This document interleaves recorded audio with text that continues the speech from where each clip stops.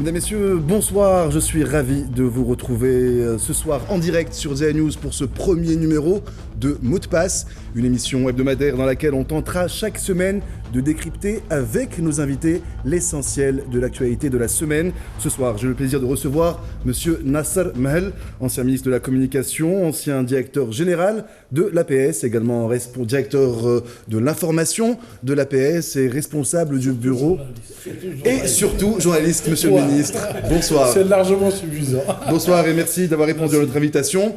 Je reçois également Monsieur Omar Wali, directeur du journal électronique Algérie1.com. Bonsoir Monsieur Wali. Bonsoir. Et également Hassan Mouali avec nous, directeur du Temps d'Algérie. Bonsoir Hassan. Bonsoir. Messieurs, merci de nous avoir rejoints. Alors, on a quelques informations sur lesquelles on va revenir avec vous au courant de cette émission. Tout de suite, sans plus tarder, je vous propose de découvrir ce premier sujet qui va poser, donc le premier sujet sur lequel on va revenir, qui est la formation du nouveau gouvernement et la nomination de Abdelmajid Tebboune en tant que Premier ministre en remplacement de M. Abdelmalek Sellel, tout de suite sur les écrans.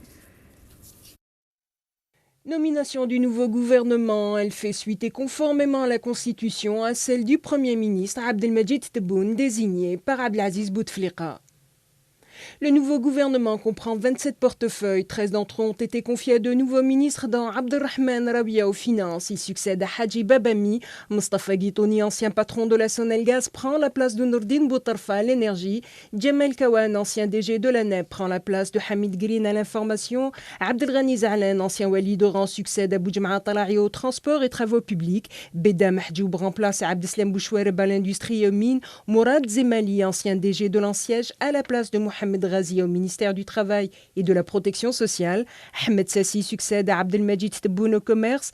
Professeur Mokhtar Ablaoui à la place de Abdelmalik Boudiaf à la santé. Abdelkader Bouazghi succède à Abdeslam Chelroum à l'agriculture, au développement rural et à la pêche. Les 12 portefeuilles restants sont confiés au même ministre du gouvernement Sellel. Gaïd Salah toujours vice-ministre de la Défense nationale, chef d'état-major de l'ANP. Abdelkader Msahel, ministre des Affaires étrangères. Ali Nourdine Bedoui à l'intérieur, Tayyib Louh à la justice, Nouriya Ben Ghabrit à l'éducation nationale, Mohamed Issa aux affaires religieuses, Tayyib Zitouni au département des Moudjahidines, Azdine Mihoubi à la culture, El Hadi Ould Ali à la jeunesse et au sport, Houda Ferroun à la poste et télécommunications, Tahar Hadjar à l'enseignement supérieur, Mohamed Mebarki à la formation professionnelle et Tahar Khawa aux relations avec le Parlement. La nouveauté du gouvernement Tebboune, un seul portefeuille régalien changé de main et la diplomatie est passée sous la houlette de Msahel sans la Mamra. Voilà donc un nouveau Premier ministre et un nouveau gouvernement. On va d'abord revenir donc sur la nomination de M. Abdelmajid Tebboune. Première réaction, monsieur Nasser Mahel, Monsieur le ministre. Quelle lecture peut-on faire de la nomination de Abdelmajid Tebboune en tant que Premier ministre? Beaucoup d'observateurs s'attendaient à une reconduction de Abdelmalek Sellel. Est-ce que la nomination de M. Tebboune est une surprise? Ce n'est pas une surprise, et puis il faut quand même revenir au terme de la sur la Constitution. La Constitution donne ce pouvoir au seul président de la République. Donc c'est lui seul qui décide de la nomination du Premier ministre. Dans le cas d'espèce, il y avait des rumeurs, et ce sera toujours, et ça ne reste que des rumeurs, sur la reconduction de M. Sellel. Ça n'a pas été le cas. Le président a décidé de nommer M. Abdelmajid Tebboune. Il a fait appel à un serviteur de l'État de longue date. Et ma foi, il faut laisser le temps au temps et après on jugera. Monsieur Wali, oui. Quelle lecture on peut faire encore une fois de cette nomination? Est-ce que, comme Monsieur Mahel, vous pensez que cette nomination était finalement attendue? On vient d'évoquer les rumeurs sur la reconduction d'Abdelmalek Sellel, mais ces rumeurs étaient quelque part appuyées dans la mesure où on l'a vu en tout cas essayer entamer des consultations sur la formation du gouvernement. Moi, contrairement à ce que vient de dire Monsieur Mahel, j'étais un peu surpris. C'est-à-dire avant la nomination du gouvernement, il y a eu beaucoup d'articles dans la presse et tout ça. On s'attendait à ce que M. Sellel soit reconduit, d'autant plus que c'est vrai qu'officiellement, il n'a pas été chargé par le président de la République d'entamer les consultations. Mais de façon informelle, il avait pris contact avec tous les partis politiques et les partis politiques de la coalition présidentielle. Donc nous, en tant que journalistes, on avait conclu, on avait déduit que c'était c'est qu'il était informellement chargé pour former le prochain gouvernement. Puis bon, donc voilà, encore une fois, le président de la République nous a pris complètement à contre-pied en désignant Monsieur Tebboune comme Premier ministre. Voilà, ça c'est mon ressenti. Maintenant, on reviendra tout à l'heure, si vous voulez, parce que par rapport à cette composante, bon, c'est une question un peu à plusieurs entrées. On peut appréhender ce nouveau gouvernement entre partants et sortants, entre Wali et ancien ministre. En fait, il y a plusieurs lectures. Si vous voulez, tout à l'heure, on peut aller dans le détail. Alors, on va revenir sur la composante du gouvernement, mais on va s'attarder peut-être un petit peu plus d'abord sur la nomination d'Abdelmajid Tebboune, puisque finalement, c'est lui qui va conduire la politique du gouvernement. Quelle lecture on peut faire, Hassan Moali, de cette reconduction, de cette nomination plutôt, d'Abdelmajid Tebboune à la tête du gouvernement? Est-ce que c'était attendu? Et quel message veut-on faire passer à travers cette nomination? Moi, je rejoins un petit peu ce qu'a dit notre ami Wali par rapport à la nomination de M. Tebboune. C'était un petit peu surprenant quand même. Tout le monde s'attendait à la reconduction de M. Abdelmalek Sellal. Il était visiblement à l'aise après les élections législatives, d'autant plus qu'on disait qu'il était membre du FLN, donc ça ne posait pas de problème politique pour le président de la République pour le reconduire. Par contre, je vais juste corriger un petit détail, c'est qu'il a été chargé par le président de la République de mener des consultations. La preuve, il avait révélé, et quand il avait rencontré M. Abdelrazak Moukri du MSP, il avait dit que j'ai été chargé par le président de la République, il vous fait une offre de rejoindre le gouvernement. Donc on peut comprendre qu'il a été officiellement mandaté par le président de la République de mener des consultations avec les partis politiques dans la perspective bien sûr de les intégrer dans le gouvernement.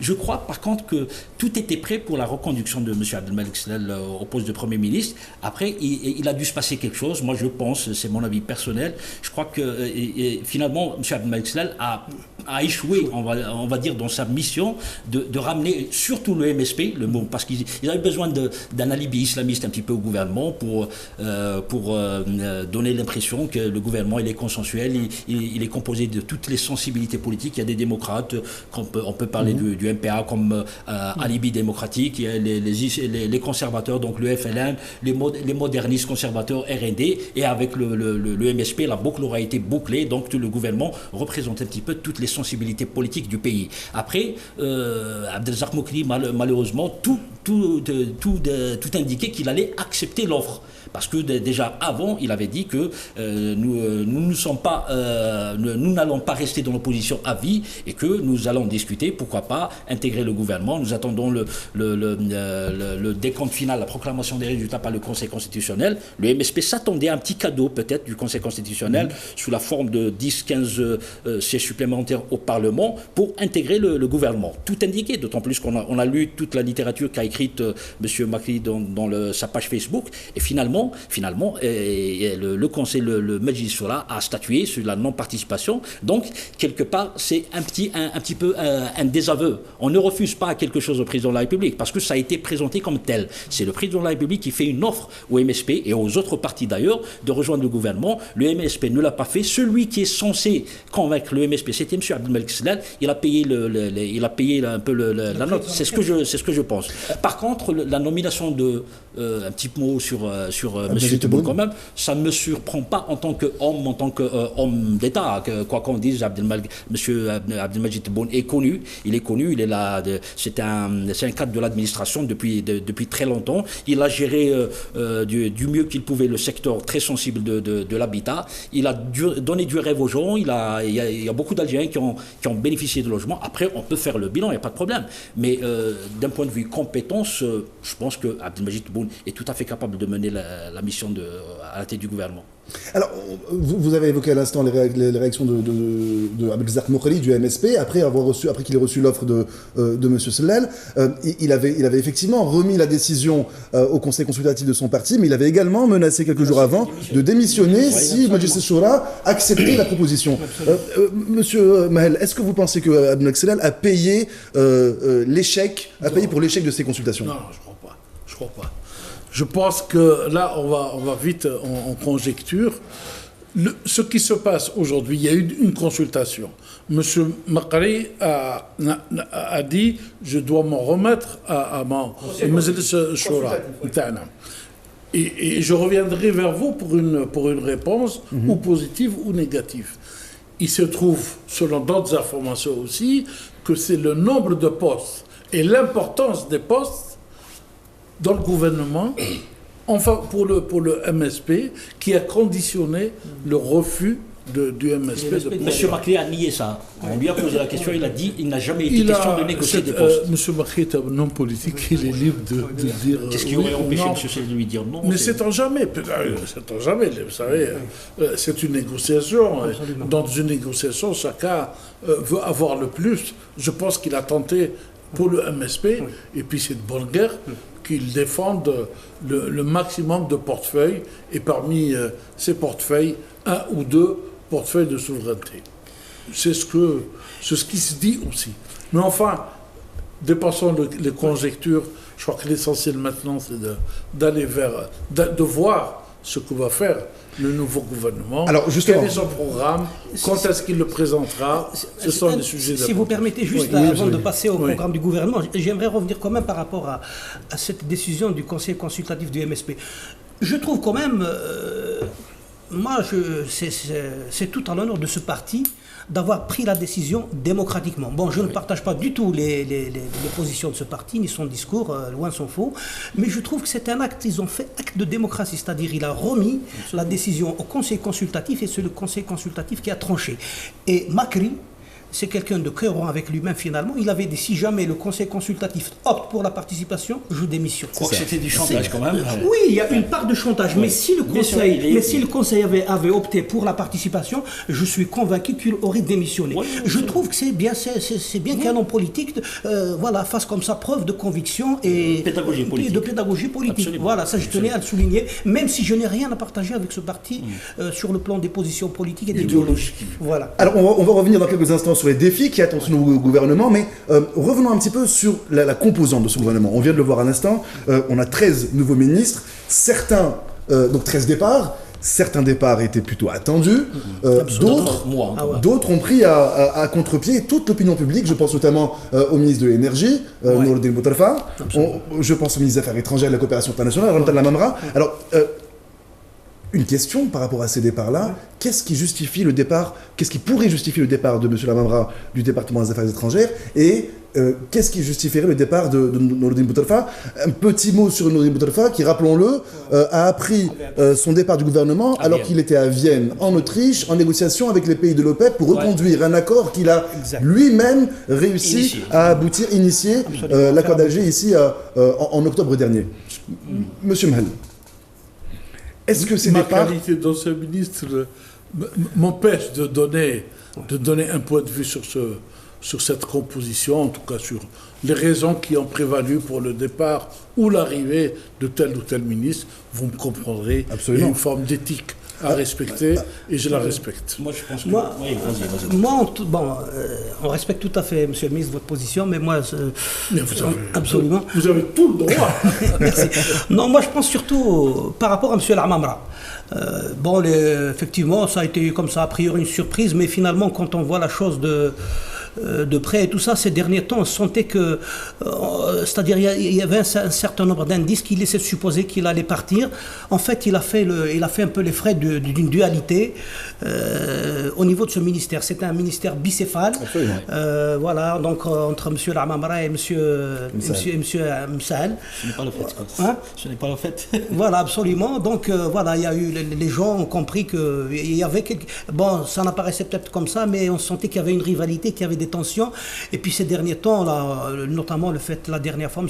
Msahel est parti aux États-Unis, alors que ça relevait du périmètre de M. Lamamra. Donc c'est là qu'on avait compris que la messe était dite. Et donc le jour où le gouvernement était annoncé, donc disparition de Lamamra, donc vraiment, on n'était pas du tout étonné. Donc le président, a choisi donc de confier ce département à M. Msahel, qui est par ailleurs un homme de qualité, un homme d'expérience, un homme de dossier et un homme de communication. Ce qui n'est pas le cas de M. Lamamra. C'est vrai que c'était un homme d'expertise qui maîtrise bien le dossier, mais il avait, je le dis comme ça, il avait une espèce de distance, une espèce de phobie par rapport aux journalistes. Il ne communiquait pas et je pense qu'il a payé aussi un peu par rapport à ça son sacrifice. Oui, on peut mettre ça sur le dos de la réserve diplomatique. Mais alors, je vais vous poser la question autrement. Est-ce que la nomination de M. Msahel à la tête des Affaires étrangères est synonyme peut-être d'une réorientation de la politique. Est-ce que ça veut dire que l'Algérie va axer sa politique sur les pays arabes, africains, peut-être avec un peu plus vis-à-vis de la situation au Mali? Est-ce que ça veut dire que l'Algérie va s'impliquer plus au Mali et vis-à-vis des pays arabes? Moi, je ne pense pas qu'il puisse y avoir un quelconque changement dans les orientations stratégiques de la diplomatie algérienne. Il y a des fondamentaux, qui composent la politique étrangère algérienne que nous avons hérité de la guerre de libération nationale depuis 1962. Ça ne change. C'est pas d'aujourd'hui. Ça n'a pas changé, ça ne changera pas. On a sur les grands dossiers, lesquels? Le Moyen-Orient, est-ce qu'on peut changer notre politique avec le Moyen-Orient, le Sahara occidental? Je continue juste mon idée, si vous permettez. Donc, moi, je ne m'attends pas à ce qu'il y ait un changement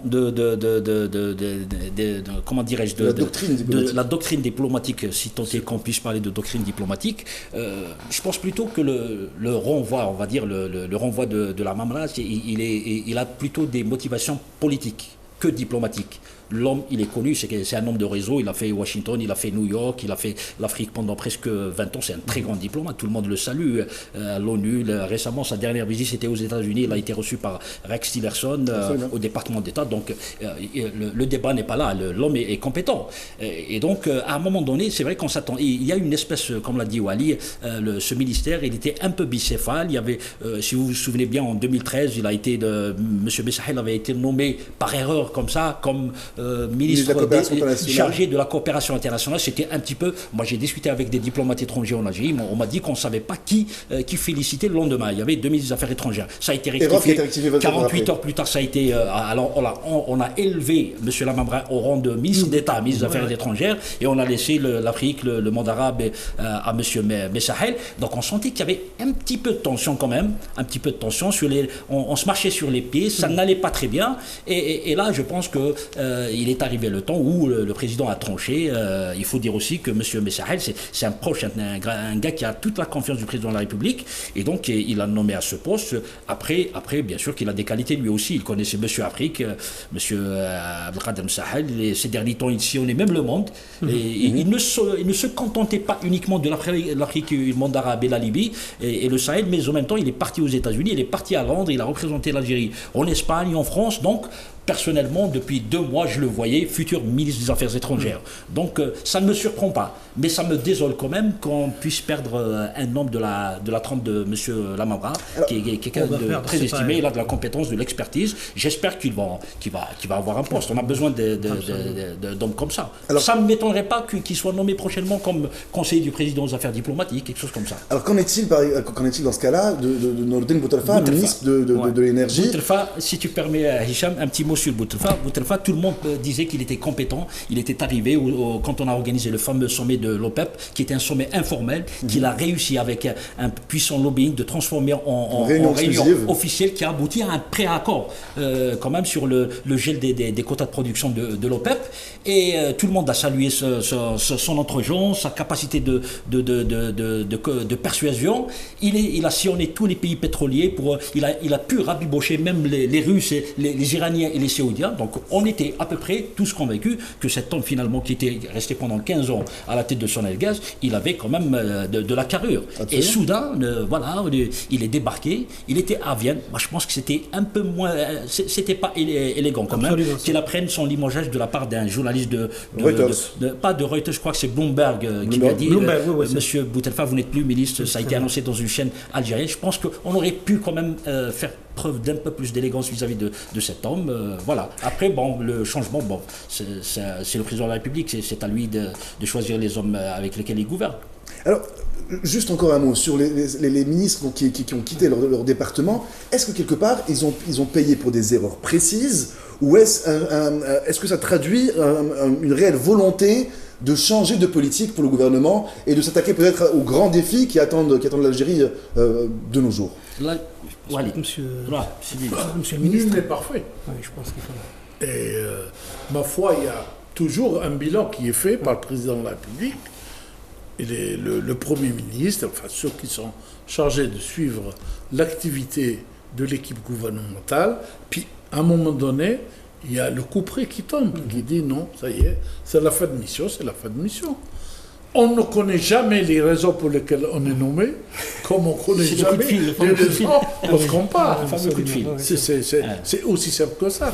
Ma foi, il y a fatalement des raisons, je ne dirais pas objectives à 100%, ni même subjectives, je ne sais pas, mais enfin, il y a bien des raisons qui expliquent pourquoi on change de ministre à ce moment-là, et certainement il y a un agenda que nous ne connaissons pas nous-mêmes. Après, politiquement, on peut dire qu'il y a quand même de bonnes nouvelles. Moi, personnellement, je pense que le fait de renvoyer, par exemple, l'ex-ministre de la Communication, M. Hamid Green, ou alors M. Bouchouet de l'Industrie... Ne dites pas renvoyer, s'il vous plaît. Renvoyer, c'est-à-dire... c'est un terme mal pour... Fin de fonction. Fin de fonction. Fin de fonction. Le changement, le remplacement. C'est simplement pour que notre débat, comme on dirait l'autre, soit un débat civilisationnel. Non, mais quand on dit renvoyer, fin de mission, ça veut dire on ne fait plus l'affaire. Renvoyer, c'est... Vous ne faites plus l'affaire. Il y a un peu de péjoratif. Péjoratif parce que peut-être votre bilan est familique, donc on vous dit en fin de mission. Et c'est vrai que tout le monde, nous, en tant que journalistes, par exemple, on est bien placé pour juger un petit peu du ministre de notre secteur, M. Hamid Green. Je pense qu'il a beaucoup plus parlé que fait.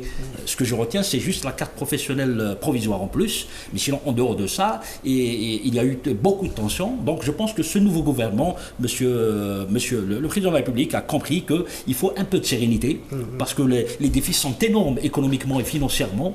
Donc il faut moins de tension et si possible pas du tout de tension. Donc c'est bien qu'il ait changé, remplacé par quelqu'un du secteur, M. Jamal Karouane. Et l'industrie. Lorsque vous parlez des tensions, pas seulement dans le secteur de la communication. Non, mais c'est lui j'approuve, je suis assez bien placé pour en parler. Cependant, il faut éviter des tensions un peu partout, dans tous les secteurs. Parce que je crois que notre président peut faire l'économie de beaucoup de tensions qui sont inutiles. Mais vous êtes d'accord avec moi que ce sont les deux ministres qui sont les plus bavards du gouvernement. Juste par rapport à M. Hamid Green, moi je ne voudrais pas tirer sur l'ambulance comme on dit, mais j'aimerais quand même en dire un petit mot parce que voilà quelqu'un, quand il a été nommé, on s'est dit tous, voilà quelqu'un qui connaît très bien la profession, donc c'est peut-être l'homme qui va faire bouger les choses, qui va améliorer la situation. Donc au départ, il y avait tous les préjugés favorables.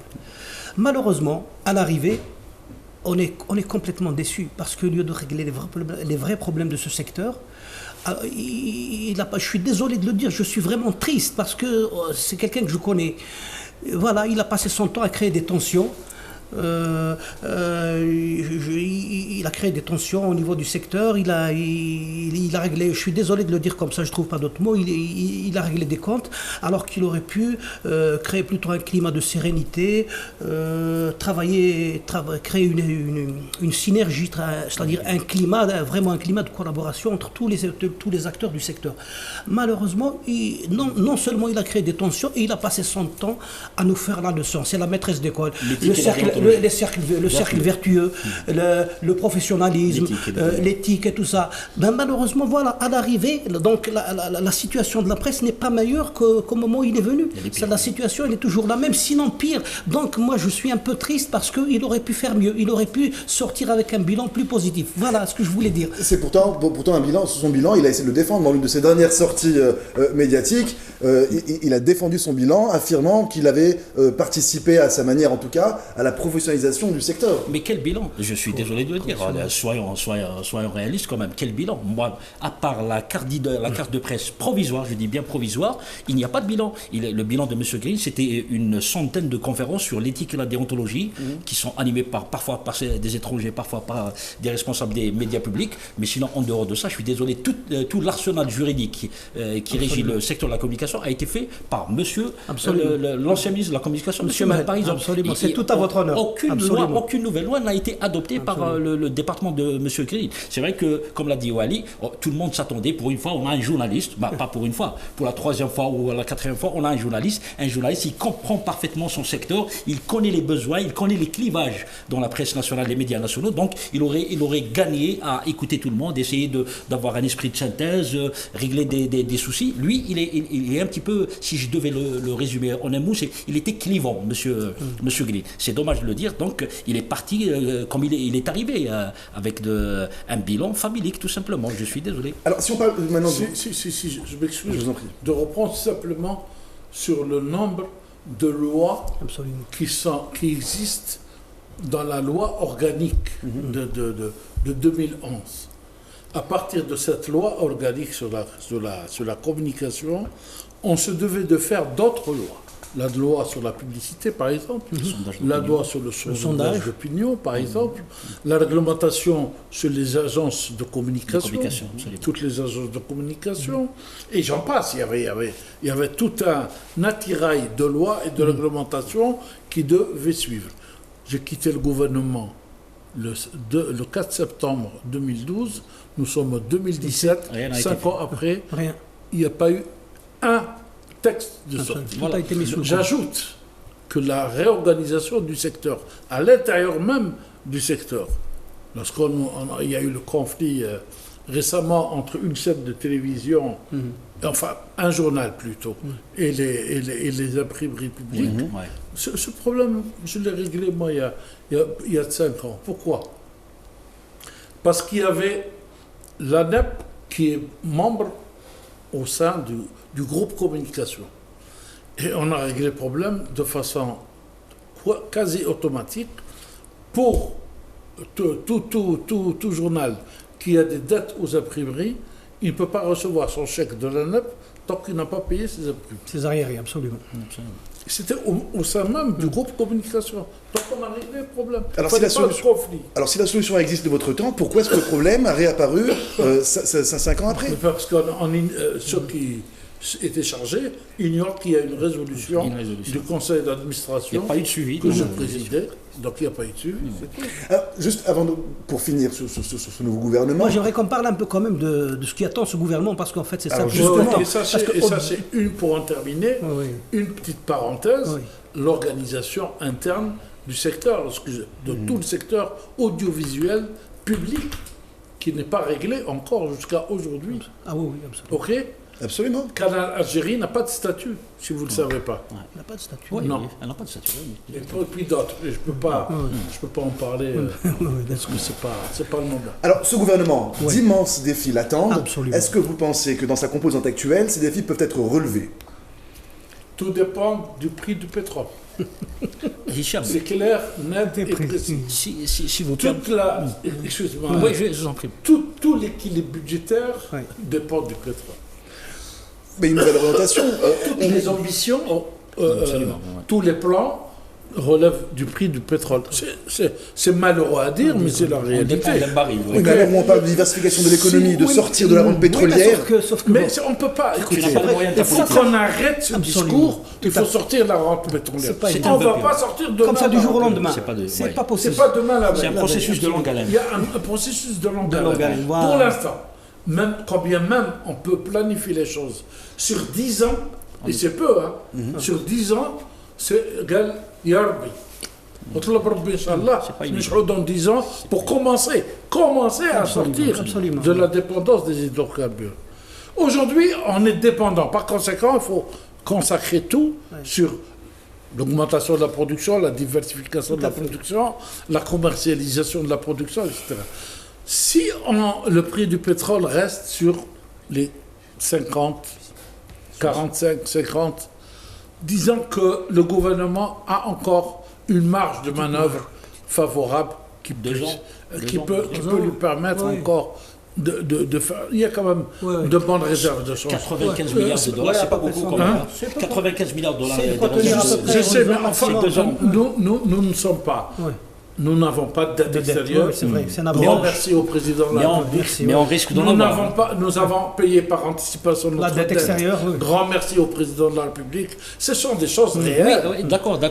Monsieur Mahal, mais dans 2 ans, on peut solliciter des pays étrangers pour nous endetter. Parce que 100 milliards de dollars finalement. Oui, pour moi, c'est pas sacré. C'est pas un tabou. Mais il faut définir à quoi utiliser cet argent. Nous avons le chic de créer des tabous. Il n'y a pas de tabou. Mais c'est pas pour importer de la banane aussi. Non, voilà, c'est pour l'investissement productif, ok. Mais ne pas emprunter de l'argent pour acheter des kiwis ou des bananes. Si la dette extérieure sert à faire redécoller l'économie nationale, c'est tant mieux. Ce n'est pas une hérésie que de contracter. La Sonatrach a contracté récemment 800 millions de dollars, je crois, à la Banque africaine de développement. Non, c'est la Banque africaine de développement qui a mis à la disposition de Sonatrach de l'Algérie. Oui, de l'Algérie, mais c'est pour Sonatrach. C'est un investissement. Absolument. C'est-à-dire que dans l'imaginaire collectif des Algériens, l'endettement, ça réveille un peu des souvenirs des années 90, parce que c'est l'ajustement structurel, la thérapie du FMI, tout le monde l'a connu, et c'est les licenciements, c'est la fermeture des entreprises. Donc c'est pour ça que les Algériens ont peur du retour au FMI. Ils oublient qu'en 86, le pétrole est descendu à $6. Absolument. Il ne faut pas l'oublier, ça. Mais c'est vrai que mais les Algériens ont peur de revivre ce même scénario. Bien sûr, de revivre ce scénario des années 90. Le plan d'ajustement structural du FMI, il était dévastateur, avec des licenciements massifs, des fermetures d'entreprises, donc on ne voudrait pas. Maintenant, je peux vous garantir, parce que j'ai suivi ces négociations à Washington, j'étais à l'époque à Washington, l'équipe qui a défendu cette négociation, qui a mené cette négociation, a cravaché dur pour arracher le peu.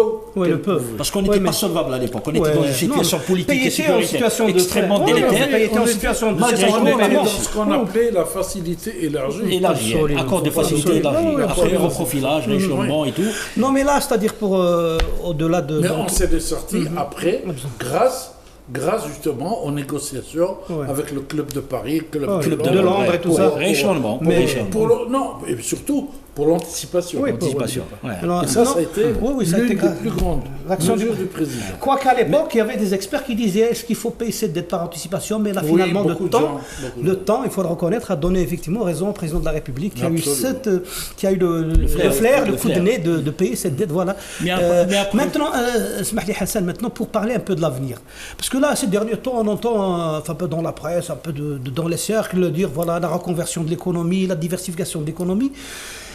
C'est vrai, c'est bien beau, mais c'est pas évident, ça se décrète pas, c'est pas du jour au lendemain. Vous savez, pour passer on a fonctionné sur un modèle économique depuis pratiquement l'indépendance. Ça a été la rente pétrolière. On ne peut pas basculer vers un autre système du jour au lendemain, parce que pour passer vers un autre système, il faut d'abord qu'il y ait une pensée, il faut une révolution des mentalités, il faut que des experts nous tracent les grandes lignes et tout ça, nous tracent la voie. Parce qu'un gouvernement, il est là, c'est un exécutif, donc il faut qu'il y ait une réflexion préalable pour éclairer, pour orienter, pour un peu poser les fondements de cette future économie. Or, on l'a pas. La planification, ça s'appelle la planification. La planification, ça passe pas par on a supprimé le ministère du plan. C'est-à-dire, quand je dis planification, je n'entends pas revenir à la planification de l'époque de Blanquer, c'est-à-dire trier les plans, non, mais là, c'est-à-dire pour passer vers... Parce qu'une économie diversifiée, c'est un modèle. Donc, il faut mettre en place les mécanismes les leviers, les mécanismes de ce modèle. Absolument. Or, il n'existe pas en ce moment en Algérie. Et ça ne peut pas se faire du jour au lendemain. D'où la difficulté de ce gouvernement. On a parlé d'un modèle de croissance. Oui, un modèle de croissance. Oui, M. Slel a parlé. Monsieur Slel a parlé d'un nouveau modèle et tout ça économique, mais je suis désolé, c'est de la littérature, c'est des incantations. On n'a rien vu. M. Slel, je n'ai pas envie de l'enfoncer, mais il a fait de la politique à la petite semaine. Voilà, il a géré au jour le jour. Donc ce gouvernement. Il faut le reconnaître, ça ne va pas être facile pour lui, ça ne va pas être facile parce qu'on a un modèle économique, ça ne s'improvise pas, ça ne s'impose pas du jour au lendemain, donc il va falloir du temps. Et malheureusement, c'est vrai que, d'autant plus que toutes les prévisions des experts en pétrole disent que ça va être entre 55 et 60 $, et ça va pas suffire pour les besoins de l'Algérie. C'est vrai qu'on a un petit bas de laine de 100 milliards de dollars, mais combien ça va tenir? Ça va tenir 2 ans, 3 ans, et après, l'Algérie, ça va s'arrêter en 2019. Donc d'où ce gouvernement, c'est-à-dire malgré tout le volontarisme que M. Tebboune a affiché, ça va pas être facile. C'est une mission qui va être difficile. Le temps presse, j'ai envie qu'on évoque dans quelques instants l'actualité internationale également avec ce qui se passe dans le Maroc, mais juste un petit mot. Alors, juste par rapport au gouvernement, on a oublié de dire par rapport à la participation des partis politiques au gouvernement. Je pense que quand même, c'est l'une des surprises un petit peu de ce gouvernement. Les consultations, M. Sellel qui rencontre tous les partis politiques et leur propose. Et au final, on ne voit pas de couleur politique. Il est incolore, inodore, insonore, ce gouvernement. On ne voit pas de... Bon, le MSP ne participe pas, mais le RND non plus. Quand on voit le RND qui a gagné combien de... Son siège, il a fait une percée spectaculaire. Mais on ne voit pas politiquement le RND dans ce gouvernement. Il a perdu un grand ministère quand même de l'industrie, M. Bouchouareb, et il n'a pas eu de... c'est-à-dire que son poids électoral maintenant, il n'est pas reflété dans ce gouvernement. Pas plus que le FLN d'ailleurs, à part les ministres qui ont été gardés, les 13, mais les nouveaux, on ne voit pas. C'est finalement, j'ai l'impression que c'est en désespoir de cause, comme le MSP a refusé d'intégrer le gouvernement, on prend des technocrates, des nouveaux, des Wali, 4 Wali, et 4 chefs d'entreprise. Je ne suis pas contre ceci dit. Je ne suis pas contre. Il paraît que le Wali d'Oran a fait un super travail à Oran. J'espère qu'il sera à la hauteur au ministère de l'Habitat. J'ai quand même en 1 minute seulement envie d'évoquer l'incident qui s'est passé au courant du week-end. Un ministre a été nommé jeudi. On a mis fin à ses fonctions dimanche. C'est le ministre du Tourisme, M. Ben Agoun, pour ne pas le citer. Qu'est-ce qui s'est passé concrètement? Quelle lecture on peut faire? Est-ce que c'est une erreur de casting? Beaucoup a été dit dans la presse, notamment par un média en particulier, un média qui finalement va être attaqué en justice pour diffamation par M. Ben Agoun. Qu'est-ce qui s'est passé au courant de ce week-end? Il y a eu fatalement une erreur de casting. Elle est là. On ne peut pas ni accuser le MPA, parce que le MPA dit, moi, j'ai donné une liste à vous de décider. Mais je crois qu'il ne faut pas trop accabler aussi ce jeune, parce qu'il est jeune, il a peut-être encore des ambitions de jeune, c'est tout à fait logique. On ne va pas l'accabler encore. On ferme ce dossier, si vous permettez, pour passer à autre chose quand même. Non, mais c'est pas M. Ben Agoun qu'on va accabler lui-même. Il n'y est pour rien. Il a même montré ses diplômes et son casier judiciaire qui est vide. Donc c'est pas lui. Mais ce qui m'étonne un petit peu, c'est qu'il a été nommé 48 heures après. Il est démis de ses fonctions. Après, on n'a pas d'informations. Pourquoi il a été nommé? Pourquoi il a été démis? Et surtout, le ministère est resté vacant jusqu'à présent. On n'a pas nommé quelqu'un d'autre. Là, on devrait, à mon sens, c'est un avis que je donne, on devrait faire attention quand même. Parce que si on parle de sortir de la dépendance du pétrole, si on considère que le secteur du tourisme est stratégique, c'est un relais de croissance, bien sûr. C'est une des alternatives. Un relais, autant que l'agriculture, autant que l'industrie. Plus que ces secteurs-là. On met les 3 ou 4 secteurs qui peuvent valoriser notre économie. Donc on devrait quand même, sur ce casting-là, faire très attention parce qu'il nous faudrait un homme de très haute expérience. 30 secondes. Moi, déjà par rapport aux faits, je déplore qu'on en arrive là, c'est-à-dire pour l'image de notre pays, c'est dommage. C'est-à-dire on nomme un ministre et puis 48 heures après on le dégomme. Et les médias internationaux. Voilà, donc évidemment ça a fait les choux gras dans les médias internationaux, hélas. Maintenant, par rapport à l'affaire, ce ministre, qui est pour rien, il a fait l'objet d'un lynchage public. On l'a livré à la vindicte publique. Ce n'est pas normal, ce n'est pas éthique.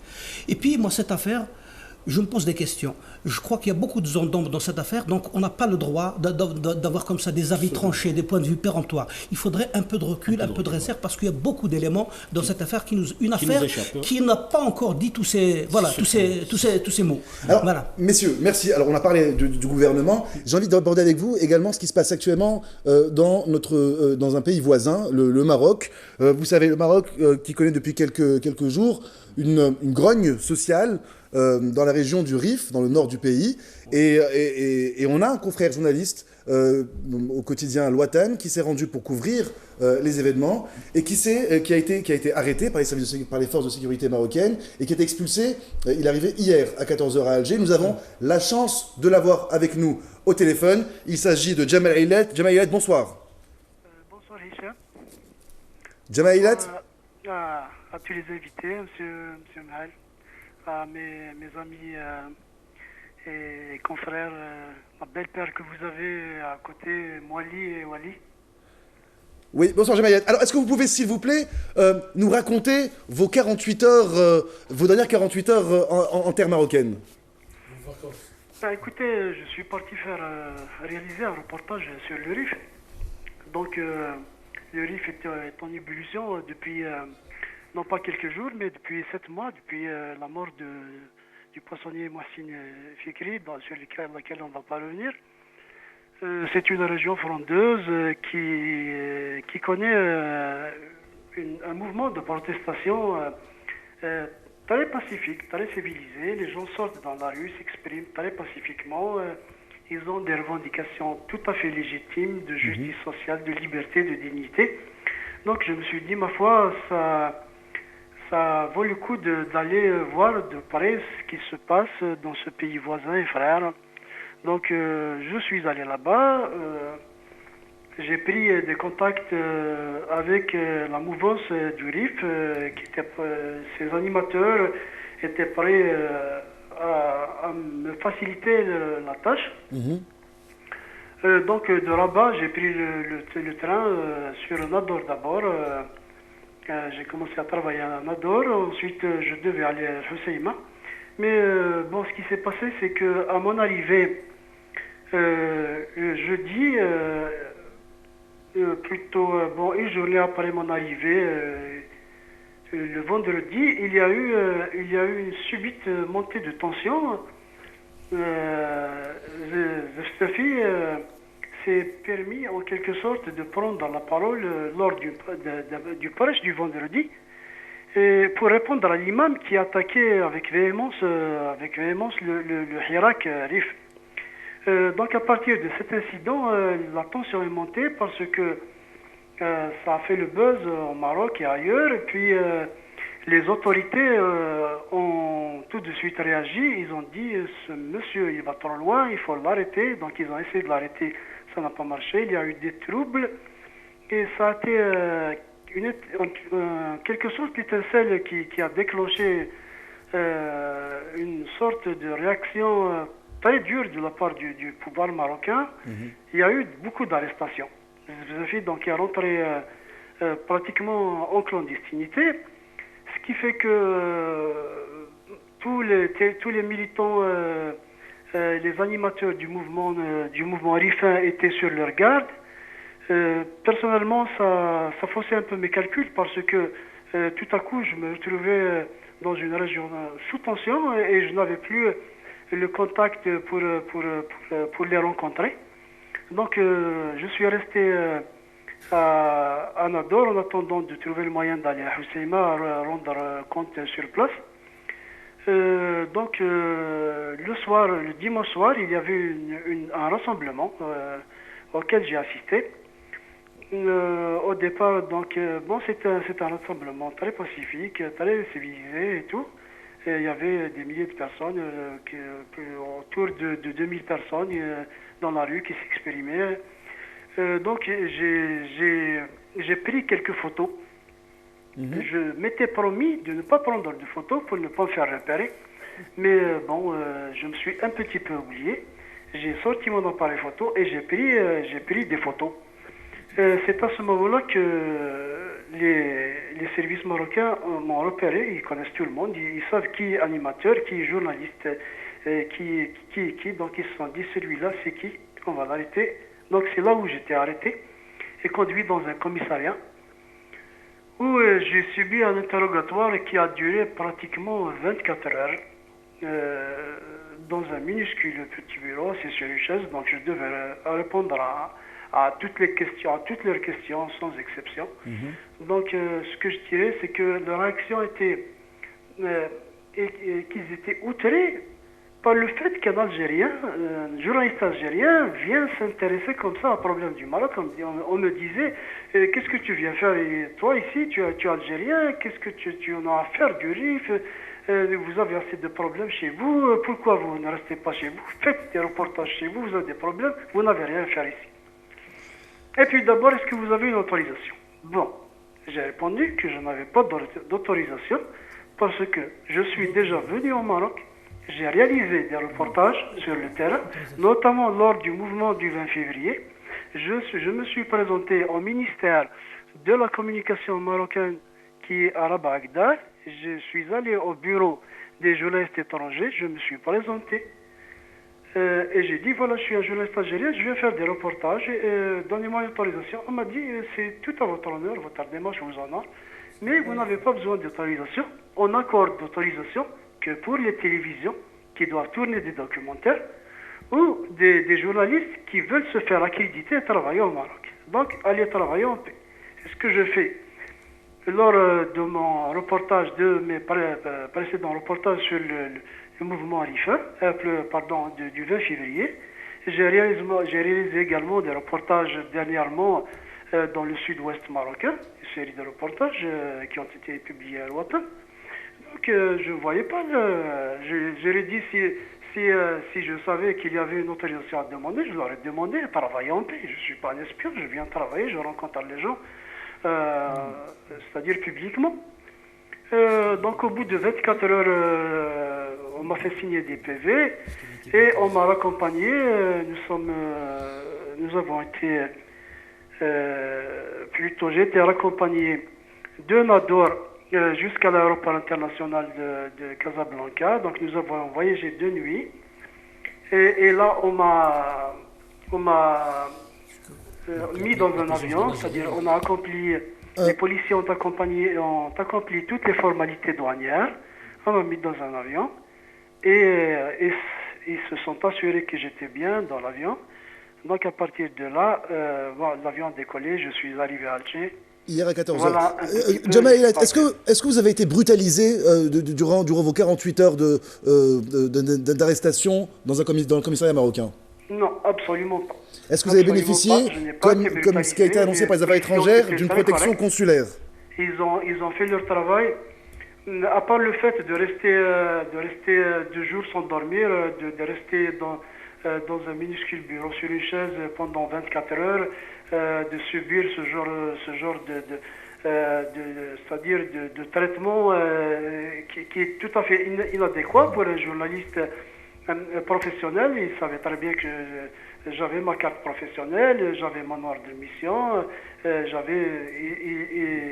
m'étais enregistré à la PAF marocaine en tant que journaliste, donc j'étais clairement identifié. Donc ma foi, il n'avait pas à faire subir ce traitement pour un journaliste. Jamal, oui. S'il te plaît, est-ce que les autorités consulaires algériennes ont pris attache avec vous durant votre séjour? Hassan, c'est un peu le petit point noir de cette histoire, parce que quand ils m'ont fait signer le PV final, donc ils m'ont signifié que j'étais arrêté, que tout mon matériel de journaliste était confisqué. On m'a rendu mon téléphone, on m'a dit vous pouvez appeler quelqu'un, vous avez le droit d'appeler qui vous voulez pour l'informer de votre arrestation. Oui. Donc j'ai appelé un de mes amis marocains. J'avais une puce marocaine, donc uniquement quelques téléphones d'amis marocains. Je lui ai dit voilà, je viens d'être arrêté. Est-ce que tu peux informer l'ambassade? Est-ce que aussi tu peux informer tous les amis, faire passer l'information, quoi. Mais eux-mêmes, devant moi, ils ont pris le téléphone et pris attache avec l'ambassade. Malheureusement, personne ne s'est présenté.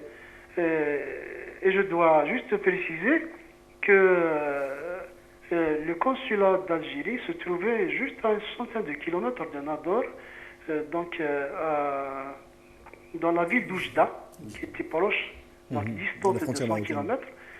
Ma foi, que quelqu'un du service consulaire pouvait ou avait le devoir de venir constater de visu que je n'avais pas subi de mauvais traitement, comment ça se passait. Je pense que c'était un devoir pour nos services de se présenter, de discuter avec les journalistes, de s'assurer et ne pas se contenter de la version marocaine. Mais bon, cela n'a pas été fait. Je n'ai vu personne. Personne n'a pu partager avec moi, ni pendant mon séjour au commissariat, ni à mon arrivée à l'aéroport, parce que je suis arrivé à l'aéroport aux alentours de 7h du matin. Donc on a décollé à 11h, donc il y avait suffisamment de temps pour que quelqu'un vienne.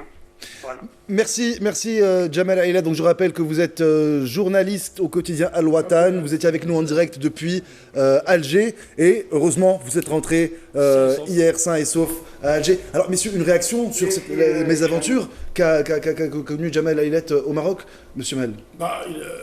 D'abord, alhamdoulilah al-salama pour notre cher confrère. Ma foi, c'est les risques du métier. Là, d'après ce que j'ai compris, il a été au ministère de l'Information marocain et on lui a dit non, tu n'as pas besoin d'autorisation. Donc je pense qu'il a suivi le processus il a fait preuve le plus correctement du monde.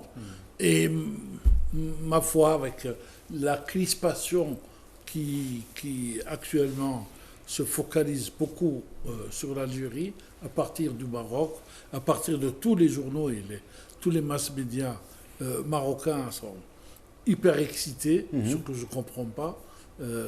Ma foi, il a fait les frais de cette crispation. Certains médias ont même évoqué d'ailleurs le fameux discours de la main étrangère, en insinuant d'ailleurs que le pays voisin serait derrière. Que les services algériens seraient derrière. Ce qui se passe ça, c'est le discours. Ça date pas. Ça, c'est le discours des régimes totalitaires. C'est toujours la main de l'étranger, la théorie du complot, c'est l'autre. Bon, ça, c'est des vieilles ficelles. Bon, personne. Alors juste un mot, on a entendu à l'instant Jamal Aïla nous parler du consulat algérien et qui n'a pas du tout intervenu. Ça contredit clairement ce qu'a déclaré le porte-parole du ministère, qui avait annoncé une protection consulaire. Absolument. Un commentaire sur ce ça, c'est dommage par contre. Jamal, il vient de nous informer. Moi, personnellement, je ne savais pas qu'il n'avait pas reçu d'appel téléphonique. Il s'est retrouvé tout seul, en terre hostile entre guillemets, parce que bon, moi ça ne me surprend pas la réaction du Marzen des autorités marocaines. C'est un journaliste. Vous êtes algérien d'abord, 1. 2, vous êtes journaliste. Facteur aggravant, vous débarquez au Maroc en pleine tension, ou au Rif, une région un peu délicate. Personnellement, j'ai été plusieurs fois au Maroc, en 2002 à Oujda. On me demandait voilà, qu'est-ce que vous êtes venu faire et tout. Mais quand il n'y a pas de tension, il n'y a pas de souci. Vous pouvez travailler normalement. On a fait des reportages, mais là, il se passe des choses terribles au Rif. Donc, Jamal Aïla, lui, il est allé faire ses reportages. Donc, c'est un peu comme, même chez nous, on imagine un peu le contraire. Si un journaliste marocain débarque chez nous, on va lui dire aussi qu'est-ce que vous êtes venu faire. Et donc, je pense que c'est une réaction attendue, tout à fait attendue, d'autant plus qu'il y a une stratégie de tension permanente un peu de la part du Maroc vis-à-vis de l'Algérie. Dès qu'il se passe quelque chose, les Algériens, notre ambassadeur à Bruxelles, Bellani, pratiquement tous les jours, la presse marocaine et les responsables marocains lui tirent dessus. Donc, c'est pas étonnant. Heureusement que notre ami Jamal est revenu sain et sauf. Juste un petit mot. Juste pour dire à Jamal, bravo. Quand on fait du grand journalisme, on prend des risques. Il a pris un risque. Ben voilà, c'est ça. Magnifique. Voilà, c'est magnifique, c'est ça. Ouais, mais en tout cas, c'est sur ces belles paroles qu'on va se quitter. Il est minuit 29. On est en direct et il y a une édition en langue anglaise qui arrive dans quelques instants. Merci d'avoir répondu à notre invitation. Ce sont bien entendu des sujets sur lesquels nous tenterons de revenir la semaine prochaine, mesdames, messieurs. C'est la fin de ce premier numéro de Mot de Passe. Merci de nous avoir suivis. Je vous rappelle que vous pouvez réagir à l'actualité sur Twitter avec les hashtags MDP, Zaire TV et JT Soir. Dans quelques instants, donc, le journal en langue anglaise vous sera présenté par Lamia Hachouch. Excellente soirée sur Zaire News et à demain.